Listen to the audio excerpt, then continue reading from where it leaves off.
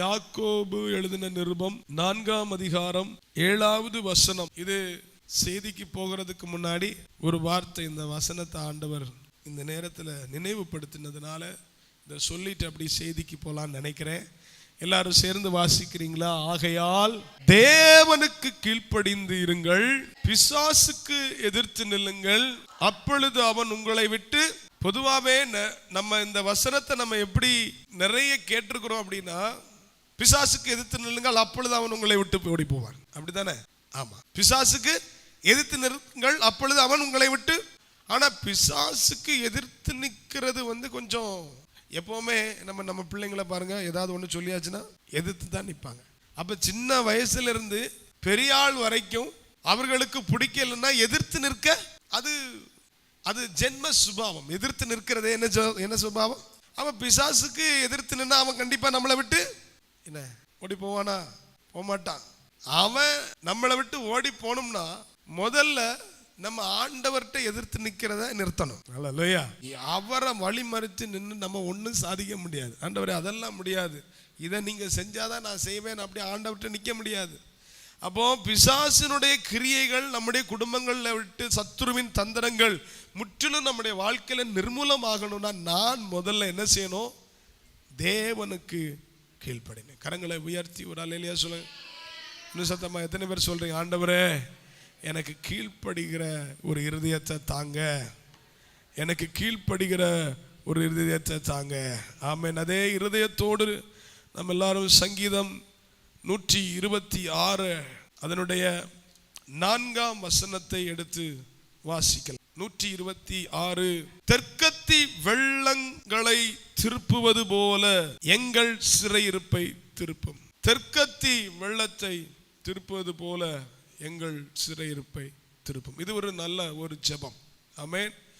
இந்த ஜெபம் எங்க நடக்குது அப்படின்னா, இஸ்ரவேல் ஜனங்கள் கானான் தேசத்துக்கு வந்ததுக்கு அப்புறம் ஏறெடுக்கிற ஒரு ஜெபம்.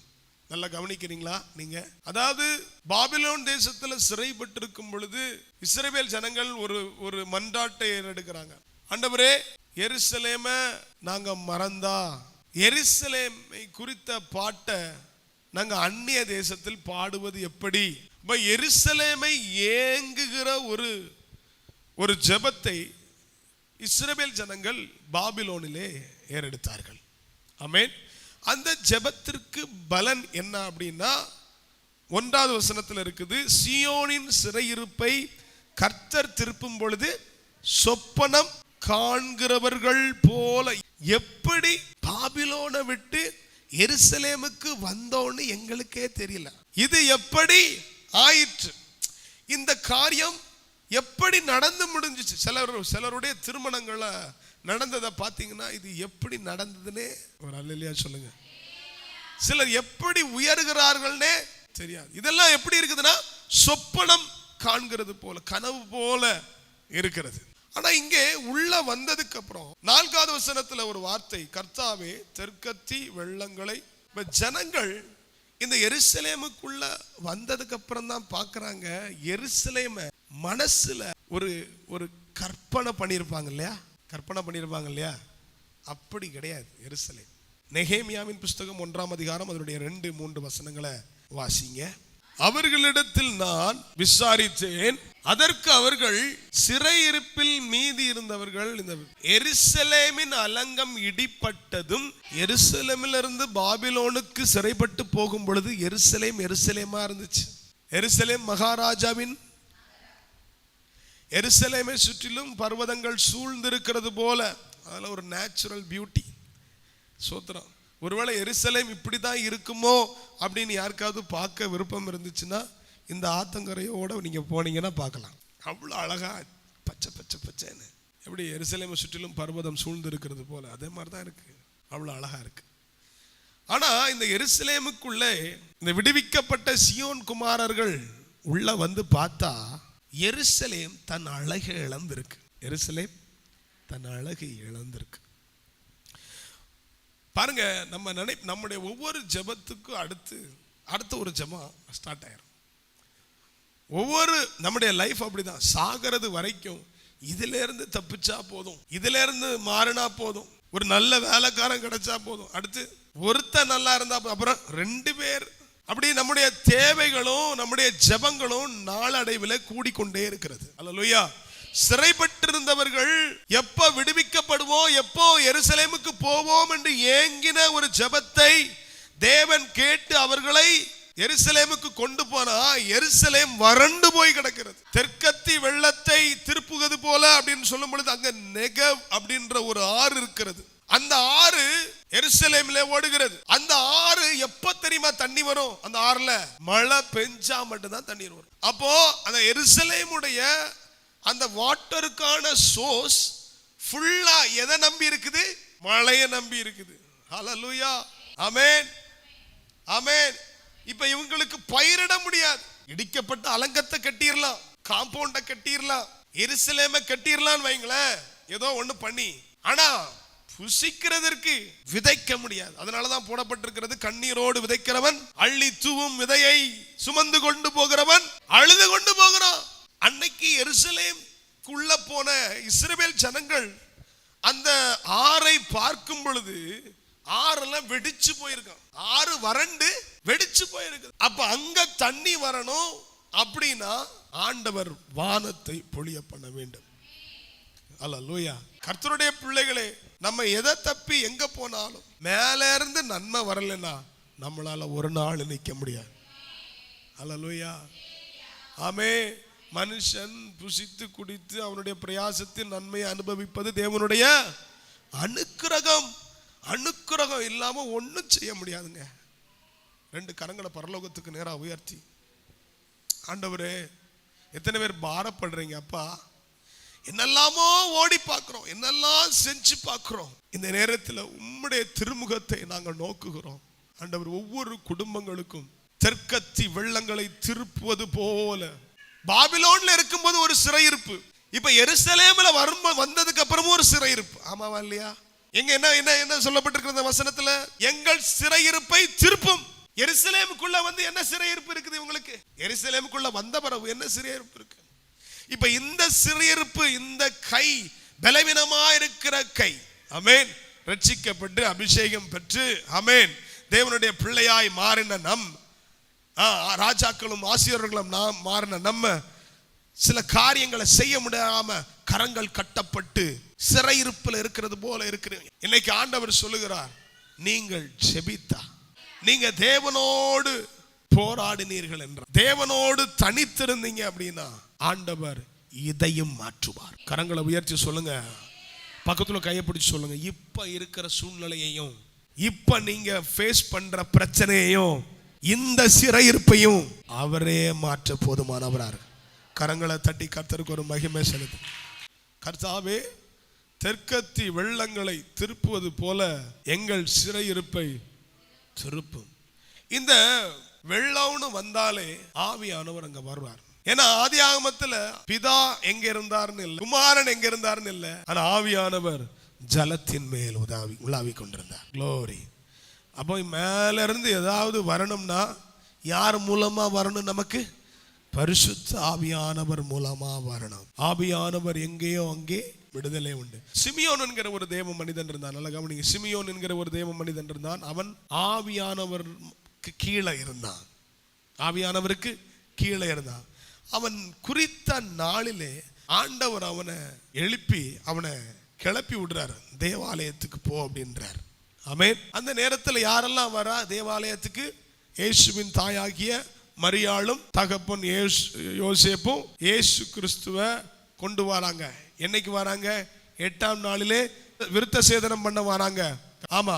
அப்போ சிமியோன் இந்த சமாதான கர்த்தரை இயேசு கிறிஸ்துவ இம்மானுவேலரை பார்க்கறதுக்கு முன்னாடி நீ கண்ணை மூட மாட்ட அப்படின்னு சொன்னார் ஆண்டவர். அல்லேலூயா. சத்தமா ஒரு அல்லேலூயா சொல்லுங்க. அப்போ இதை பார்க்கறதுக்கு இந்த சிமியோன் ஆவியானவருக்கு கீழே இருக்க வேண்டியது அவசியமா இருக்கிறது. ஆவியானவருடைய ஆளுகைக்குள்ள இருக்க வேண்டியது அவசியமா இருக்கிறது. ஆமே, நான் சொல்றது புரியுதா? அப்போ அந்த ஆளுகைக்குள்ள இருந்ததுனால தான் கரெக்டான டைம்ல போறா. கரெக்டா இயேசு கிறிஸ்துவ குழந்தையா இருக்கும் பொழுது அவன் கரங்கள்ல சுமக்கிறான். ஒரு அல்லேலூயா சொல்லுங்க. இன்னும் சத்தமா ஒரு அல்லேலூயா சொல்லுங்க. காதால் கேட்டதை அண்ணால பார்க்கணும்னா ஆவியானவருடைய அனுக்கிரகம் நமக்கு தேவை. 2 கரங்களை உயர்த்தி சொல்லுங்க. ஆவியானவருடைய அனுக்கிரகம் எனக்கு தேவை. ஆவியானவருடைய அனுக்கிரகம் எனக்கு தேவை. இன்னைக்கு நீ என்ன சிறையிருப்பில் இருக்கேன்னு கர்த்தருக்கு தெரியும். அது உனக்கு நல்லா தெரியும். இப்பதான் ஏதோ தப்பிச்சு வந்தது போல இருக்குது. இப்பதான் ஏதோ முழுசா ஏதோ ஒரு ஆசீர்வாதம் வந்தது போல இருக்குது. இப்பதான் சில பிரச்சனையில இருந்து விடுதலை பெற்றது போல இருக்குது. ஆனா உள்ள வந்து பார்த்தா ஐயோ நான் நினைச்சது போல இல்ல, இது வித்தியாசமா இருக்குது, இது எரிக்கப்பட்டிருக்குது, நிலைமைய மாறி இருக்குது, நான் நினைச்சது போல இல்ல. ஐயோ இப்படிதான். இதனாலதான் உலகத்தார் சொல்றானா இக்கரைக்கு அக்கறை பச்சை, அங்க போய் பார்த்தா அங்கேயும் அதே பிரச்சனை தானா. ஆண்டவர் சொல்றார் அந்த இடத்துல இருந்து நீ விண்ணப்பம் பண்ணுனா உன் சிறையிருப்பை கர்த்தர் மாற்றுவார். அல்லேலூயா, ஆமென். கர்த்தர் சொல்லுகிறத நல்லா கேளுங்க. ஒரு வேலை செஞ்சிட்டு இருந்த ஒருத்தர் இன்னொரு வேலையை செய்ய வைக்கிறார். ஆமென். அந்த வேலையில போய் உட்கார்ந்து இருந்தா அந்த வேலையிலையும் ஒரு பிரச்சனையை பார்க்கும் பொழுது அந்த வேலையில் உள்ள பிரச்சனையை மாத்துறதுக்கு பதிலா நீங்க வேலையை மாத்தணும்னு அவசியம் இல்லைங்க. பிரச்சனை இல்லாத வேலையே கிடையாது. ஆமாவா இல்லையா? பிரச்சனை இல்லாத வேலை கிடையாது. பேங்க் மேனேஜர் நல்லா தெரியும் பழக்கம். திடீர்னு பார்த்தா ஆளு வரல. அப்ப நான் கேட்டேன் என்னாச்சு அப்படின்னா பேங்க்ல பிரஷர் தாங்காம சூசைட் பண்ணிட்டாராம். அதாவது ஆண்டவர் மனுஷன் தேவனுக்கு பிரியமில்லாததை செஞ்சதுனால ஆண்டவர் எப்படி சபிச்சாரா, நீ வேர்வை சிந்தி தான் வருத்தப்பட்டு தான் நீ என்ன செய்யணும். ஆமாவா இல்லையா? கஷ்டப்படாம. சிலருக்கு சரீர ரீதியா கஷ்டமா இருக்கும், சிலருக்கு மன ரீதியா கஷ்டமா இருக்கும். ஆமாம், ரெண்டுல கண்டிப்பா இருக்கும். சிலருக்கு சரீர ரீதியா இருக்கும். ஐடியில் இருக்கிறவங்கலாம் பயங்கர ப்ரெஷரா இருப்பாங்க. இப்போ எல்லாரையும் வீட்டிலே உட்கார வச்சு, ஏன்னா கம்பெனிக்கெல்லாம் போக வேண்டாம், வந்தால் அவங்களுக்கு ஏசியை போட்டு அவங்களுக்கு ஃபேனை போட்டு அவங்களுக்கு காஃபி கொடுத்து அந்த செலவெல்லாம் மிச்சம். நீ வா வீட்டிலே இரு, நீ ஏசி எல்லாமே உங்கள் வீட்டில் நீ சௌரியமாக இருந்துக்கோ.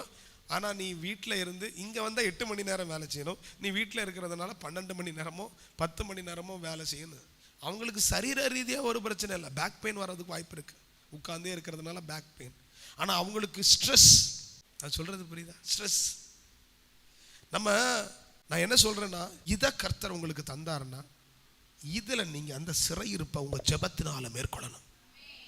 நான் சொல்கிறேன், எத்தனை பேருக்கு புரியுது? சில ஊழிய பாதையிலே அப்படிதாங்க. அப்போ எப்போவுமே எல்லாமே எப்படி இருக்காது, சுகமாக இருக்காது. மயக்க பிடிச்சவனெல்லாம் வார்த்தை வந்துடாது. ஆமாம், ரொம்ப கிரயம் செலுத்தணும். எல்லாமே கஷ்டம்தான். ஒரு அல்லேலூயா சொல்லுங்க. சதீஷ் பிரதருக்கு பெயிண்டிங் வேலை பிடிக்கலைன்னா என்ன செய்யலாம்? மறுபடியும் டிரைவிங் வேலைக்கு போகிறதுக்கு வாய்ப்பு உண்டு. எங்களுக்கு வாய்ப்பு உண்டா?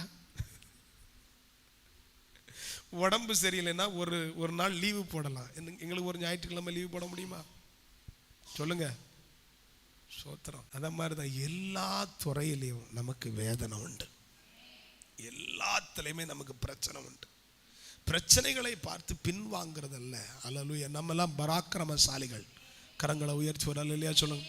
நானும் நீங்களும் பராக்கிரமசாலிகள். பாருங்க, எல்லாரும் பயந்து மலைகளிலும் குகைகளிலும் ஓடினப்ப ஒருத்த மட்டும் பயப்பட்டான். அவனும் குகைக்கு பக்கத்துல தான் போயிருந்தான். அவனும் எங்க போய் எங்க எங்க எங்க போரடிப்பாங்க? நார்மலா எங்க களத்துல போரடிப்பாங்க. இவன் பயந்ததுனால போரடிக்கிறது எங்க அடிக்கிறான்? ஆலை பக்கத்துல, ஒரு ஃபேக்டரி பக்கத்துல. களத்துல ஏன் போரடிக்கிறாங்க? ஏன்னா அப்படி அது ஈஸியா என்ன செய்யும்? ஈஸியா என்ன செஞ்சிடும்? பிரிச்சு எடுக்கிறதுக்கு வாய்ப்பு இருக்குல்ல. அப்படி போடும் பொழுது ஆமா, அந்த சாவியா அதெல்லாம் போயிடும், தானியங்கள் தனியா மாறும், கொஞ்சம் ஈஸியா இருக்கும் போரடிக்கிறதுக்கு.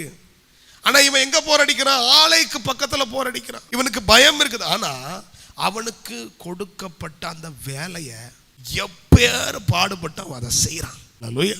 கரங்களை உயர்த்தி ஒரு அல்லேலூயா சொல்லுங்க. எவ்வளவு பாடுபட்டும் நம்ம செய்யணும்.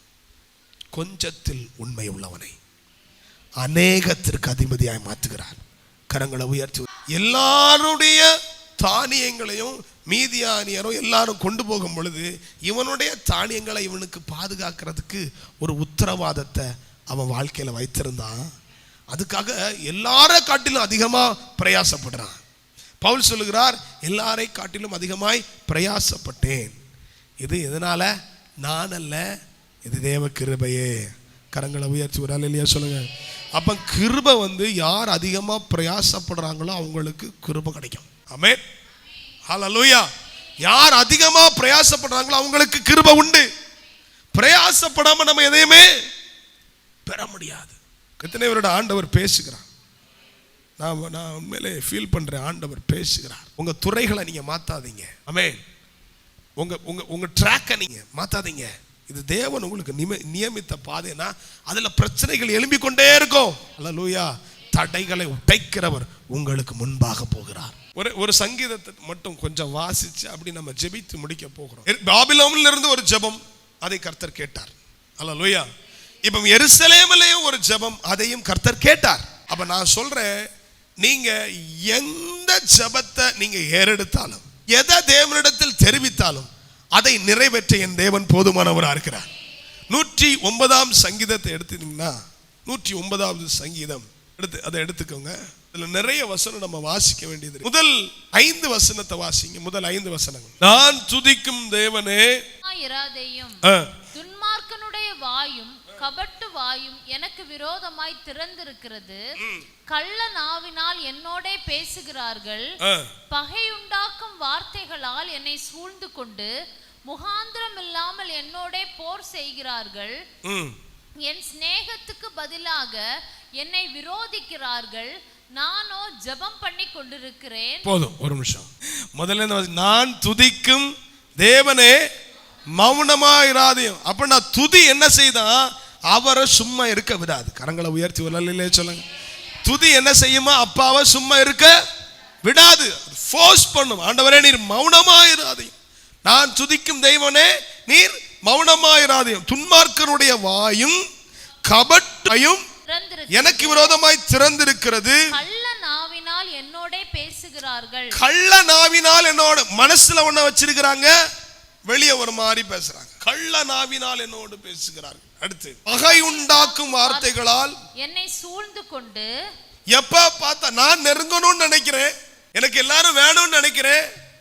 ஆனா இந்த மக்கள் எப்படி இருக்கிறாங்க? பகைய விதைச்சுக்கிட்டே இருக்கிறாங்க, பகைய விதைச்சுக்கிட்டே இருக்கிறாங்க. ஹல்லேலூயா. இன்னைக்கு சபையில ஏகரந்த நிலைமையில இருக்கிறத பார்க்க முடிகிறது. பாருங்க, முகாந்திரம் இல்லாமல் என்னோடு போர் செய்கிறார்கள். ஒண்ணுமே செய்யலங்க. நம்ம நினைப்போம், நம்ம அப்படி என்ன செஞ்சோம்? ஏன் இவங்க நம்மளை வெறுக்கிறாங்க? நன்மை தானே செஞ்சோம், நேத்து நல்லா தானே இருந்தாங்க. முகாந்திரமே இல்லை. முகாந்திரம் இருந்துன்னா கண்டிப்பா ஆண்டவர் வெளிப்படுத்துவார். சில நேரத்தில் முகாந்திரமை தேடி பார்த்து ஆண்டவர் என்ன நான் என்ன செஞ்சேன் அப்படின்னா ஒண்ணுமே இல்லை. அடுத்து வாசிங்க. என் சிநேகத்துக்கு பதிலாக என்னை விரோதிக்கிறார்கள். என்னை விரோதிக்கிறார்கள். நானோ ஜெபம் பண்ணி கொண்டிருக்கிறேன். கரங்களை உயர்த்தி ஒரு அல்லேலூயா சொல்லுங்க. எல்லாரும் 2 கரங்களை உயர்த்தி ஒரு அல்லேலூயா சொல்லணும். தேவனுக்கு பிரியமானவனுடைய அடையாளம். பாபிலோன்ல இருந்தாலும் ஜெபந்தான், எருசலேம்ல வந்தாலும் ஜெபந்தான். முறுமுறுப்பு மட்டும் இல்லவே இல்லை. என்ன வாழ்க்கை அது இல்லவே இல்லை. தயவு செய்து முறுமுறுக்காதீங்க. ஒரு அல்லேலூயா சொல்லுங்க. என்ன ஃபீல் பண்றீங்களோ அதை அப்பாட்ட பேசிருங்க. மனசுல வேதனையை வச்சுட்டு ஆண்டவரே நல்லா வச்சிருக்கிறீங்க சோத்திரம் அப்படின்னா அது ஜெபம் கிடையாது. யாரை ஏமாத்துற கள்ள நாவு அது. அது கள்ள நாவு. உள்ள வேதனை, வெளி ஆண்டவரே நல்லா வச்சிருக்கிறீங்க அப்பா. மனசுல இருந்து என்ன சொல்ல முடியும்? அப்பா ரொம்ப வலிக்குது ஆண்டவரே, ரொம்ப வேதனையா இருக்கு ஆண்டவரே. வேதனையா இருக்கும் பொழுது வேதனையா இருக்குன்னு சொல்லுங்க. எல்லாரும் ஏமாத்துறாங்கன்னு சொல்லுங்க. மனுஷன்ட்ட ஒரு காரியத்தை பேசிட்டு உள்ள வைக்கிறதுக்கு வாய்ப்பு உண்டு. அவர் நம்முடைய இருதயங்களை ஆராய்ந்து அறிகிறார். கரங்களை உயர்த்தி ஒரு அல்லேலூயா சொல்லுங்க. இன்னைக்கு ஜெபம்னா என்ன தெரியுமாங்க? இங்க இருக்கத வாயில கொண்டு வரணும். இங்க இருக்கத. தாவீதை குறித்து ஆண்டவர் சொல்கிறார், அவன் எனக்கு பிரியமானவன், அவன் எனக்கு பிரியமானவன், அவன் என் இருதயத்துக்கு ஏற்றவன். இந்த இருதயத்துக்கு ஏற்றவன் என்ன செய்யறான்? எல்லாரும் என்னென்னமோ செய்யறாங்க, இவன் ஜெபம் பண்றான். இவன் என்ன செய்யறான்? நல்லா கவனிங்க. சவுல் என்ன செய்கிறான்? தாவீதை கொலை செய்ய பார்த்துக்கிட்டே இருக்கிறான். சவுல கர்த்தர் தாவீது கையில ஒப்பு கொடுக்கிறாரா இல்லையா? ஒப்பு கொடுக்கிறார். அப்ப இவன் என்ன செய்யறான்? அவனுடைய வஸ்திரத்தின் தொங்கலின் ஓரத்தை என்ன செய்யறான்? அறுத்துட்டு வந்துட்டான். அதே இவனுக்கு ஒரு மாதிரி படபடப்பா இருக்கு. கூட இருக்கிறவன் எல்லாம் செய்யறான். என்ன சொல்றான்? போட்டு தள்ளிடுவோமா சவுல இன்னைக்கு கர்த்தர் உங்க கையில தந்ததுனால அவனை கொண்டுடலாமா? இவன் சொல்றான், அபிஷேகம் பண்ணப்பட்டவன் மேல நான் என்ன செய்ய மாட்டேன். அப்போ சவுல் இப்படியெல்லாம் செய்றாரே அப்படின்னு ஒரு வார்த்தை கூட இருந்தவன்ட்ட கூட சொல்லல. ஒரு அல்லேலூயா சொல்லுங்க. நான் சொல்றேன், எத்தனை பேருக்கு புரியுது? அவருக்கு நல்லது தானே செய்யறோம், ஏன் அவர் என்ன கொல்ல பாக்குறாரு அப்படின்றத. ஒரு ஆசாரியன்ட்ட போய் கோலியாத்தினுடைய பட்டயத்தை வாங்கிட்டு வந்தாங்க தெரியுமா? அந்த ஆசாரியன்ட்ட கூட தன்னுடைய வேதனைய சொல்லல. சவுல் கொல்ல வந்துகிட்டே இருக்கிறான், அப்பி ஓடுறான், தவிர சொல்றான், செத்த நாய போல இருக்கிற என்னையா அப்படின்னு கேட்கிறான். என்னையா கொல்ல வந்தீர்? எத்தனை தடவை ஆண்டவர் உங்களை என் கையில தந்தார் தெரியுமா? நான் ஒண்ணுமே செய்யல. அதாவது கொலை செய்ய முயற்சிக்கவில்லை, மற்றவனை வச்சு கொலை செய்ய நினைக்கவும் இல்லை. ஆனா இருதயம் ஃபுல்லா அவ்வளவு வேதனை. கரங்களை உயர்த்தி ஒரு நாள் இல்லையா சார்? இருதயம் ஃபுல்லா அவ்வளவு பாரம். பகை உண்டாக்கும் வார்த்தைகளால் என்னை சூழ்ந்து கொண்டு முகாந்தரம் இல்லாமல் என்னோடு போர் செய்கிறார்கள். என் சிநேகத்துக்கு பதிலாக என்னை விரோதிக்கிறார்கள், நானோ ஜெபம் பண்ணி கொண்டிருக்கிறேன். ஜெபம் எவ்வளவு நல்லது தெரியுமா? சொல்லுங்க, நானோ. எல்லாரும் வாயை திறந்து நானோ. 1வது வசனத்துல அவர் என்ன சொல்றாரு? நான் துதிக்கும் தேவனே. என்னெல்லாம் நடந்துட்டு இருக்குது? அன்பா போறான், அன்புக்கு பதில் தீமை செய்யறாங்க. அல்லேலூயா. கள்ள நாவோடு பேசுறாங்க, இவன் என்ன செய்யறான்? துதிக்கிறான். ஆமென். ஏமாத்துறாங்க, துதிக்கிறான். பகை உண்டாக்கும் வார்த்தைகள்னா கவனிங்க, கெடுத்து கெடுத்து பேசுறது. இல்லாதவைகளை இருக்கிறவைகளை போல வளர்வழைக்கிறவர் மாதிரி, நடக்காததை நடந்தது போல பேசி எல்லாரையுமே நம்மளை வெறுக்க வச்சிருவாங்க. பார்த்துருக்கீங்களா? எல்லாரையுமே நம்மளை வெறுக்க வச்சிருவாங்க. பகை உண்டாக்கும் வார்த்தைகள். அல்லேலூயா. ஆமா, என்ன யாராவது நல்லா நேசிச்சு, சரி பரவாயில்ல பையன் நல்ல பையனா இருக்கான் அப்படின்னு அப்பதான் நினைச்சிருப்பாங்க. போய் பக்கத்தில் போய் இருந்து எதையாவது ஒன்று சொல்லி அவங்கள நம்மளை வெறுக்க வச்சிருவாங்க. இதான் உலகம் ஃபுல்லாக நடந்துக்கிட்டே இருக்குது. பகை உண்டாக்கும் வார்த்தைகளை பேசிக்கிட்டே இருக்கிறாங்க. பகை உண்டாக்கும் வார்த்தைகளால் என்னை சூழ்ந்து கொண்டு. ஆமென். நமக்கு அறிமுகமானவர்களும் நம்மை வெறுக்கிறதற்கு காரணம் ஏதோ சிலர் நம்மை குறித்து பகையான வார்த்தைகளை பேசிக்கொண்டிருக்கிறார். ஆனா தாவீது என்ன செய்யறான்னா, துதித்து கொண்டே இருக்கிறான், ஜெபித்து கொண்டே இருக்கிறான். துதியும் ஜெபமும் நம்ம லைஃப்ல அப்படி ஒரு தண்டவாளம் மாதிரி ஓடிக்கிட்டே இருக்கணும். ஹல்லேலூயா. அப்படின்னா துதின்னா அவரை மகிமைப்படுத்தாத நாள் இல்லை, ஜெபம்னா என் இருதயத்தை அவரிடத்தில் வெளிப்படுத்தாத நாள் இல்லை. துதினா அவரை மகிமைப்படுத்தாத நாள் இல்லை, ஜெபம்னா அவரை என் இருதயத்தை அவர்கிட்ட வெளிப்படுத்தாத. சிலர் எப்பவும் பாட்டே கேட்பாங்க, எப்பொழுதும் ஜெபம் பண்ணா பாட்டு பாடிக்கிட்டே இருப்பாங்க. என்ன ஆராதிக்கிறது தான் ரொம்ப பிடிக்கும். ஜெபிக்கணும், முறையிடணும், அவரோடு பேசணும். யோபு சொல்லுகிறான், நான் அவரை முகமுகமா பார்ப்பேன், அப்ப நான் என் இருதயத்தை அவர்கிட்ட கேட்பேன். கரங்களை உயர்த்தி ஒரு அழிலையா சொல்லுங்க. தேவ பிரசன்னத்தை நம்ம உணர்ந்த உடனே அப்பா நம்முடைய இருதயத்தை ஆண்டவருக்கு விவரிக்கணும். தேவ பிரசன்னத்தை உணர்ந்த வரைக்கும் நாம் அவரை துதித்து கொண்டே இருக்கணும். துதி என்னன்னா அவரை வரவேற்கும். அப்பா வந்த உடனே இருதயத்தை ஓபன் பண்ணணும். எடுத்த உடனே இப்படி திறந்தா ஒன்றும் போகாது. அல்லேலூயா. வருத்தப்பட்டு பாரம் சுமப்புற நீங்கள் எல்லாரும் அவரிடத்துல போன பிறகு தான் இறக்கி வைக்கணும். இல்லைன்னா இறக்கி வச்சுட்டு தூக்கிட்டு வர வேண்டியதா இருக்கும். நீங்க பல முறை அழுத பிறகு, பல முறை ஒரு காரியத்துக்காக நீங்க ஏன் அழுறீங்க? பல முறை ஒரு காரியத்துக்காக ஏன் அழுகிறீங்க? சொல்லுங்க, ஏன் அழுறீங்க? ஏன்னா இறக்கி வைக்கல. இறக்கி வச்சா அவர் என்ன செய்ய மாட்டார்? போகும்போது என்ன கொண்டு போ அப்படின்னு சொல்ல மாட்டார். கரங்களை உயர்த்தி வரலே சொல்லிட்டார். சரி, தாவீது ஜெபித்து கொண்டிருந்தான்ல, அவன் அப்படி என்ன ஜெபிச்சான்? அதை தான் நம்ம பார்க்க போறோம். ஜெபிச்சா இதை பார்த்தீங்கன்னா, இவனையா ஆண்டவர் எனக்கு பிரியமானவன் சொன்னாருன்ற மாதிரி இருக்கும். அப்படி ஜெபம் பண்றான். தொடர்ந்து வாசிங்க. 6. அவனுக்கு மேலாக துஷ்டனை ஏற்படுத்தி வையும். துஷ்டனை ஏற்படுத்தி வையும். ஜெபத்தின் ஆரம்பத்தை பாருங்க. அவனுக்கு மேலாக எதை ஏற்படுத்தி வையும்? துஷ்டனை ஏற்படுத்தி வையும். அடுத்து, சாத்தான் அவன் வலது பக்கத்தில் நிற்பானாக. சாத்தான் அவன் வலது பக்கத்தில் யாராவது இப்படி ஜெபம் பண்ணியிருக்கீங்களா? உங்க சத்துருக்களுக்காக யாராவது ஜெபம் பண்ணியிருக்கீங்களா?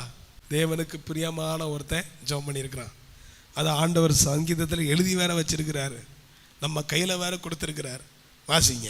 அவன் நியாயம் விசாரிக்கப்படும் போது குற்றவாளியாக கடவன். அவன் ஜெபம் பாவமாக கடவது. அவன் நாட்கள் கொஞ்சமாக கடவது. சீக்கிரத்துல செத்து போயிரட்டும் அவன் அப்படின்றான். அவன் நாட்கள் கொஞ்சம் அப்படின்னா என்ன? ஆண்டவரே என்னைக்கு சாவான் இவன்? அதான் ஜெபமே. தாவீதுக்கு ஜெபம் என்ன? என்னைக்கு சாவான். அடுத்து அவன் உத்தியோகத்தை வேறொருவன் பெறக்கடவன். அவன் வேலையை வேற ஒருத்தன் தட்டிட்டு போறான். போணும். அவன் பிள்ளைகள் திக்கற்றவர்களும். பிள்ளைகள் என்ன செய்யணும்? திக்கற்றவர்களும். மனைவி விதவையுமாக கடவர்கள். எப்படி பாருங்க, சோத்ரம். நம்ம லாங்குவேஜ்ல சொல்லணும்னா இப்படி ஒரு ஜெபம். சோத்ரம்.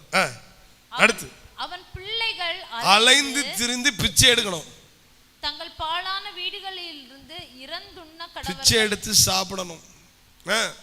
கடன் கொடுத்தவன் அவனுக்கு உள்ளதெல்லாவற்றையும் கடன் கொடுத்தவன் எல்லாத்தையும் ஜப்தி பண்ணிட்டு போகணும். லோன்ல பண்றாங்க இல்லையா, லோன் எடுத்தா அந்த மாதிரி. அவன் பிரயாசத்தின் பலனை அந்நியர் பறித்துக் கொள்ள கடவர்கள். அவன் நல்லா பிரயாசம் பண்ணுவானா, ஆனா வேற ஒருத்தர் அதுக்கு சாப்பிடணுமா உட்கார்ந்து. ஜெபம். அவனுக்கு ஒருவரும் இரக்கம் காண்பியாமலும் அவனுடைய திக்கற்ற பிள்ளைகளுக்கு தயவு செய்யாமலும் போவார்களாக. அவன் சந்ததியார் நிர்மூலமாக கடவர்கள். இரண்டாம் தலைமுறையில் அவர்கள் பேர் அற்று போவதாக. அப்படி கவனிங்க, பேரம் பேத்தியே அவன் பார்க்க கூடாது. இரண்டாம் தலைமுறைன்னு அப்படித்தானே, பேரம் பேத்தியே. இது ஒரு ஜெபம் பாருங்க, எவ்வளவு ஜெபம், எவ்வளவு கொடூரமா ஜெபம் பண்ணிருக்காங்க பாருங்க. ஆனா இவ்வளவு இருதயத்துல இருக்கு. அதான் நான் சொல்ல வரேன், ஒரு வார்த்தை கூட இருக்க சொல்லல. இந்த சவுல் மேல அவ்வளவு ஆத்திரம், சவுல் மேல அவ்வளவு கோபம். நான் இதை நான் அப்படி சவுலையும் தாவீதையும் வச்சு சொல்றேன். கர்த்தருடைய பிள்ளைகளே, கோலியாத்தை கொலை செய்கிறவனுக்கு என் மகளை கொடுப்பேன்னு மீகாலை கொடுத்தான். கடைசி மீகாலை எடுத்து வேற ஒருத்தனுக்கு கொடுத்தான், மாமனார். அநியாயம்னா அவ்வளவு அநியாயம் தாவீதுக்கு நடந்திருக்குது. அப்ப அந்த வேதனையின் உச்சத்துல வருகிற ஜெபமாகும் இது. நான் சொல்றது எனக்கு புரியுது? ஆமென், ஹல்லேலூயா. பழைய ஏற்பாட்டு காலத்திலேயே பரிசுத்த ஆவியானவர் கூடவே இருக்கிறான். உம்முடைய பரிசுத்த ஆவி என்னை விட்டு, தாவீதின் வேறானவர். ஒருத்தனையும் பற்றி இப்படி சொல்லல. தாவீதுக்கு கொடுத்த ஸ்தானம் ஆண்டவர் யாருக்குமே கொடுக்கல. அவன் பண்ணுகிற ஜெபம் இது. அப்ப அவன் இருதயத்துல அவ்வளவு வேதனை இருக்குது. என்ன செய்யலாம் ஆண்டவரேன்னு இருக்கிறான். ஆனா என்ன தோணுனாலும் அதை செய்யவும் இல்லை, ஒருத்தனை செய்ய தூண்டவும் இல்லை. ஆனா இதெல்லாம் என் இருதயத்துல வந்துகிட்டே இருக்குது ஆண்டவரே, இதெல்லாம் நான் உங்கள்கிட்ட சொல்லிக்கிட்டே இருக்கிறேன். ஒரு அல்லேலூயா சொல்லுங்க. அதான் நான் சொல்றேன், இருதயத்துல ஒன்ன வச்சுட்டு அப்பாட்ட ஒண்ணு பேசக்கூடாது. கரங்களை உயர்த்தி ஒரு அல்லேலூயா சொல்லுங்க. எத்தனையோட ஆண்டவர் பேசுகிறார். அப்பாட்ட வெளிப்படையா இருக்கணும், அப்பாட்ட ரொம்ப யதார்த்தமா இருக்கணும், உண்மையா இருக்கணும். அவரை ஏமாற்ற முடியாது. என்னெல்லாம் இவனுக்கு தோணுதோ அதெல்லாம் தேவ சமூகத்துல முறையிட்டுக்கிட்டே இருக்கிறான்.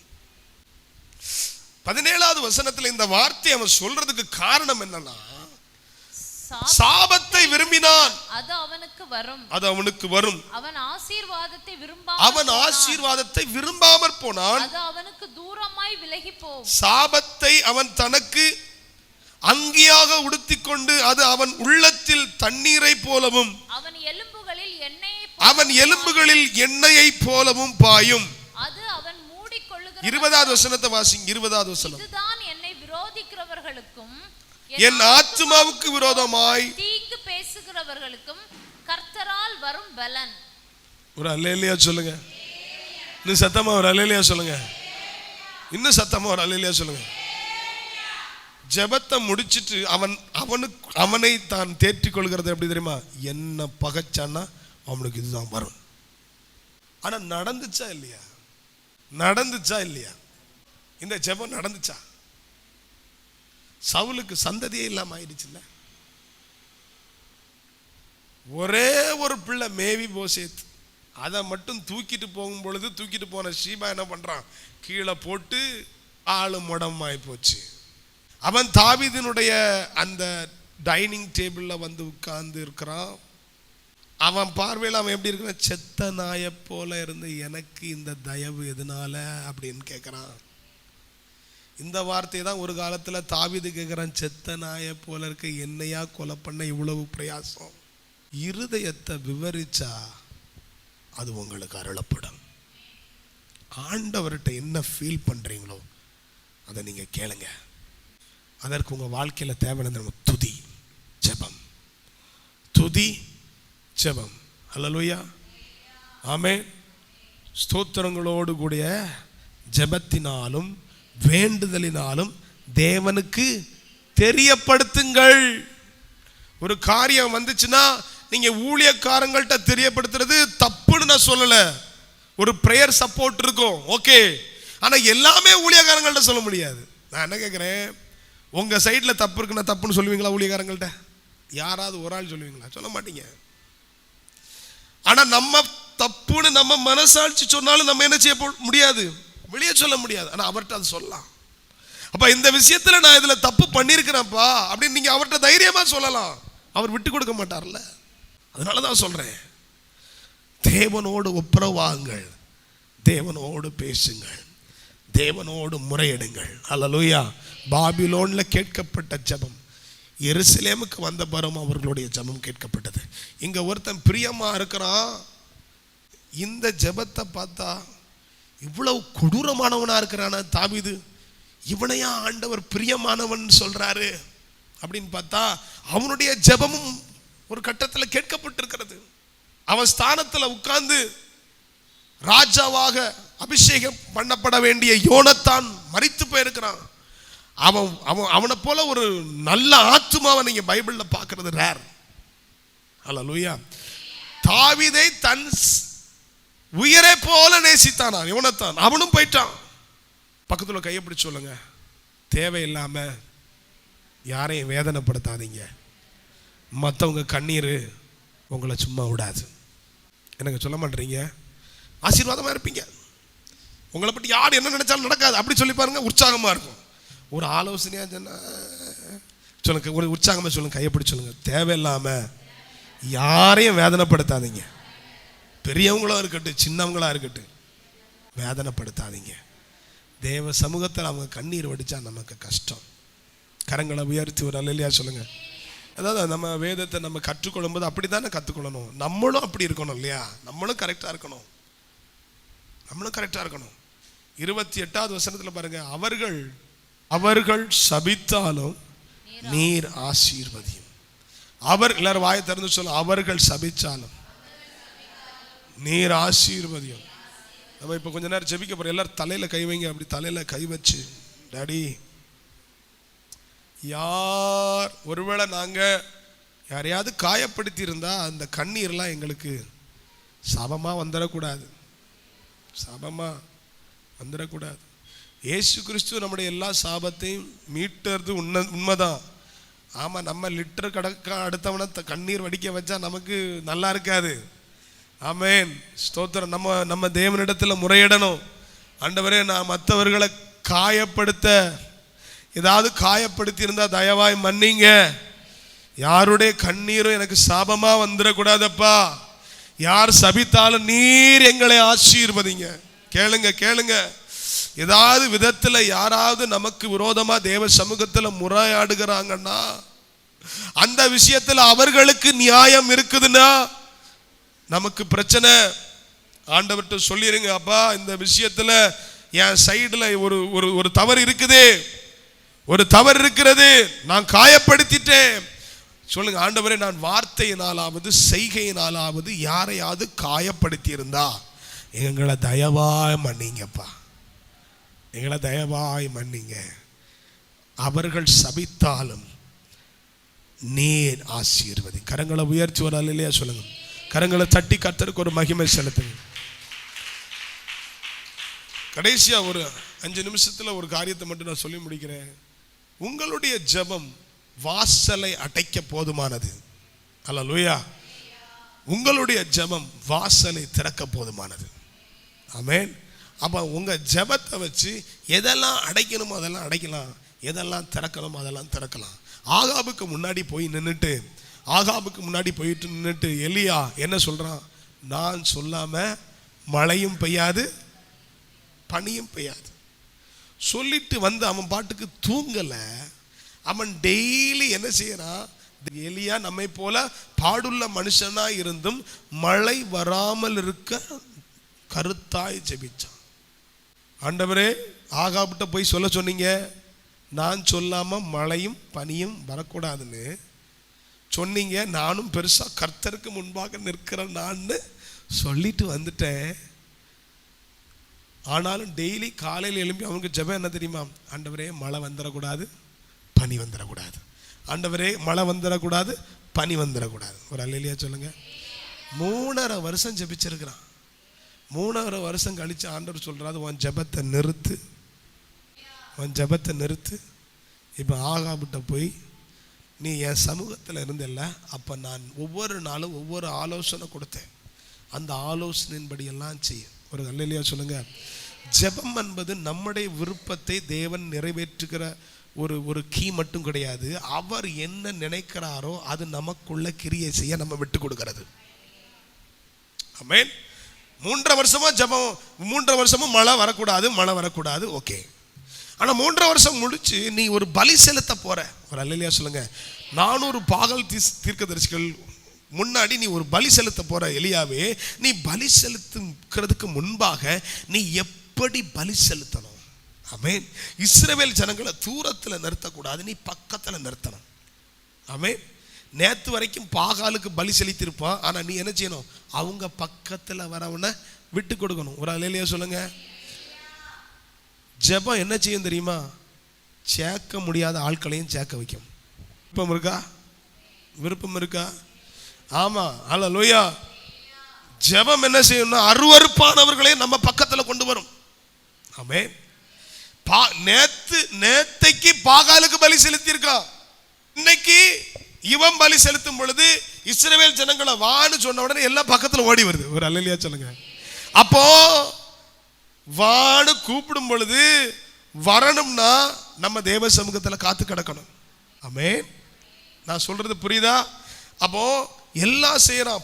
12 கற்களை எடுத்து பலிபீடம் கட்டுறான். எல்லாம் கட்டி தேவன் கற்றுக் கொடுத்தது போல அந்த மாடுகளை காளைகளை என்ன செய்யறான்? சந்தா வச்சு கடைசி அவன் சொல்ற வார்த்தை, ஆண்டவரே, உம்முடைய வார்த்தையின்படி இவைகள் எல்லாம் செஞ்சேன். இப்போ பலி செலுத்தி பாகாலுடைய எல்லா தீர்க்கதரிசிகளையும் கொலை செஞ்சதுக்கு அப்புறமா இவனுக்கு ஒரு சவுண்டு கேட்குது, மழை சத்தம் கேட்குது. அல்லேலூயா. 3.5 வருஷம் பெய்யாத மழை பெய்ய போகிற மாதிரி ஒரு சத்தம் கேட்குது. உடனே ஆகாப்ட்ட சொல்றான், மழை உன்னை தடுக்காதபடிக்கு நீ என்ன செய்யற? ரதத்தை பூட்டிட்டு ஓடு அப்படின்றான். நல்லா கவனிங்க. 3.5 வருஷம் மழையை ஜெபிச்சு ஸ்டாப் பண்ணியிருக்கிறான். இப்போ ஒரு வாக்குத்தத்தம் அவன் காதில் கேட்குது, மழை பெய்யறது மாதிரி. இவன் போயாச்சு, மழை வரவே இல்லை. இப்போ இவன் என்ன செய்யறான்னா, திருப்பியும் முழங்கால் பட்டு தன்னுடைய 2 முட்டுக்கு இடையில அவன் தலையை வச்சு எதுக்கு ஜெபிக்கிறானா? நான் கேட்ட அந்த மழை என் கண்கள் பார்க்கட்டும். கரங்களை உயர்த்தி ஒரு அல்லேலூயா சொல்லுங்க. சத்தமா ஒரு அல்லேலூயா சொல்லுங்க. நீங்க நிறைய காரியங்களை ஜெபிச்சு சாதிச்சது போல சில அடைக்கப்பட்ட வாசல்களையும் உங்களால இதே ஜெபத்தின் மூலமா திறக்க முடியும். நீங்க என்ன பண்றீங்க? சோர்ந்து போயிருக்கிறீங்க. அல்லேலூயா. கர்த்தர் இன்னைக்கு உங்களை ஜெபை வீரர்களாக நிறுத்த விரும்புகிறார். அல்லேலூயா. நம்முடைய சபையில் இருக்கிற மக்கள் நல்லா ஜெபிக்கணும், நல்லா துதிக்கணும். ஆராதிக்கிறது எப்படியோ அதே மாதிரி நம்ம ஜெபிக்கிறவர்களா மாறணும். அல்லேலூயா. நம்முடைய ஜெபத்துல ஒரு வல்லமை இருக்கணும், நம்முடைய துதியில ஒரு வல்லமை இருக்கணும். அல்லேலூயா. நான் சொல்றேன், 23 முறை எலியா ஜெபிச்சான். நான் கேட்கிறேன், 3வது முறையும் கையளவு மேகம் வரலைனா அவன் ஜெபிச்சிருக்க மாட்டானா? ஜெபிச்சிருப்பானா? ஜெபிச்சிருக்க மாட்டானா? ஜெபிச்சிருப்பான். 3.5 வருஷம் வரக்கூடாதுன்னு ஜெபிச்சவன் இன்னும் 3.5 வருஷம் வரணும்னு ஜெபிக்கிறதுக்கு அமரடி. ஹல்லேலூயா. நான் சொல்றது புரியுதா? 3.5 வருஷம் வரக்கூடாதுன்னு ஜெபிச்சவன் இன்னொரு 3.5 வருஷம் மழை வரதுக்காக ஜெபிக்க வைக்கிறதுக்கு தேவனால முடியுமா இல்லையா? ஹல்லேலூயா. ஆமென். நம்ம கண்ணால காணுறது வரைக்கும் சில காரியங்களுக்காக ஜெபிக்கணும். எல்லாரும் தேவ சமூகத்தில் எளிமை நின்று ஆமென். பாபிலோனில் ஜெபிச்சது போல அவர்கள் எருசலேமிலும் வந்து ஜெபித்தார்கள். மனசுல சொல்றதுக்கு 1000 காரியங்கள் இருக்குது, எவ்வளோ வேதனை இருக்குது, எதையாவது செஞ்சிடலாமான்னு போல இருக்குது.